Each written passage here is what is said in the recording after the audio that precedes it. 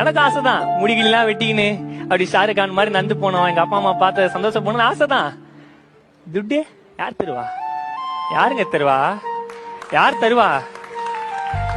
எங்களை மாதிரி பசங்களாம் எத்த உடனே மேலெல்லாம் வர முடியாதுங்க. செருப்பு இருக்கு தெரியுமா? செருப்பை ஒரு வருஷம் யூஸ் பண்ணா தேஞ்சு இருக்கும் பாத்தீங்களா? அந்த மாதிரி தேஞ்சு தாங்க வரணும்.